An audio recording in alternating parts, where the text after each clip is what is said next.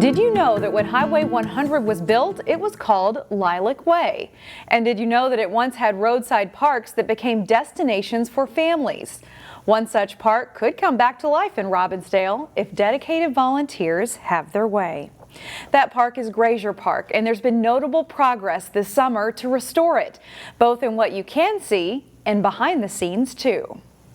Graeser Park was one of several parks along Highway 100 that was built by the Depression-era Works Progress Administration. Graeser Park opened in 1941. It was a stopping point, and as well as local people loved to come here. KRISTI GIBSON is on a newly formed nonprofit called Graeser Park Restoration and Preservation. She wants the historic rest stop to be a stopping point once again. To make sure that the next generations can appreciate this kind of work that was done and what the culture was at the time.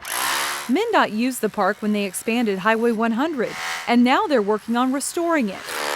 It's been a long process. MnDOT will do a certain amount of repair and stabilization, not a full rehabilitation, but the things that we can fix right now, and then it will be conveyed to the city and eventually used as city park land.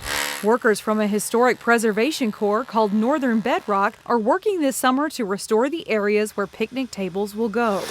That will be a big step toward bringing back people. You barely notice the pads that are still here now, but once there's a table on them, people are going to be like, oh, cool. You know, we can have a picnic there, you know, build it and they will come. If there's a picnic table, you can have a picnic. So the picnic tables are in pieces. They were gathered up from Graeser and a former park in Golden Valley. Bringing the tables back, just like about every step of this restoration process, will be a lengthy one. We're really grateful for the Lions Club for their persistence in trying to unearth the park and try and get it back the way it was. Members of the Robbinsdale Lions, who have spent hours actually digging up the old features of the park, are not digging this summer while the preservation crew works. It's the dogged determination of community members and groups who have kept this project moving forward. Once we're done, it's going to be all the greater because of all of that involvement. And that's a really exciting project. It's real rewarding. And take a look at the difference a week makes. The Northern Bedrock crew made considerable progress on installing the picnic tables this week. Northern Bedrock Historic Preservation Corps is a service learning organization that teaches young adults about preservation trades. The organization was established in 2011 because of the need to educate the next generation on how to repair aging structures and landscapes. The crew will be getting hands-on learning restoring Graeser Park this summer. The next steps toward moving the Botno Light Rail project forward have started up again. One option for the line through Robbinsdale, an elevated railway. Delane Cleveland has the story. Imagine being 90% finished with something only to have to go back to square one. That's essentially where we are with this Blue Line extension project. Monday was the first of several meetings where people could learn more about the latest reincarnation of this project.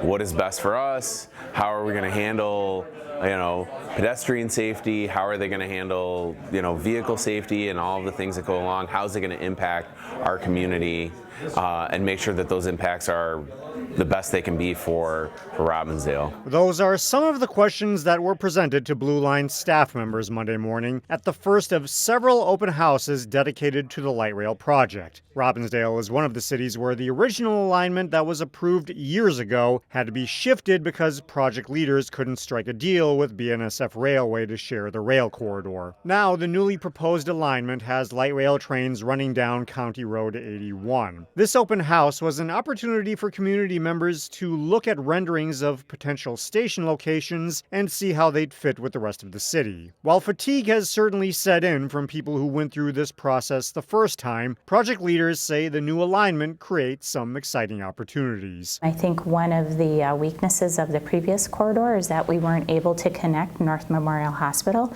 Now we have an opportunity to do that, kind of really bring folks to the hospital, and not just folks that are obviously using the hospital, folks that work there. Project leaders say they hope to have a community-supported alignment in place by the end of this year or early next year.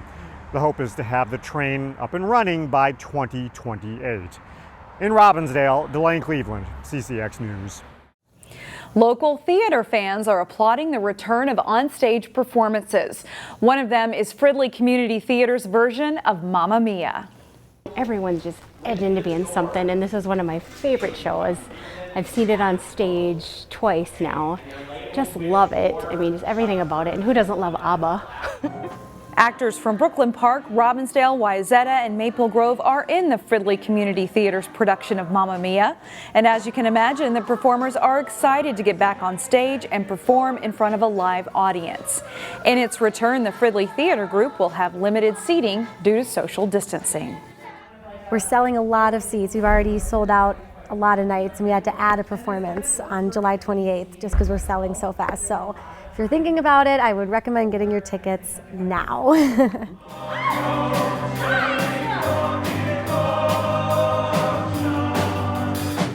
The show runs through July 31st at Fridley High School, and we'll have more information on that on ccxmedia.org.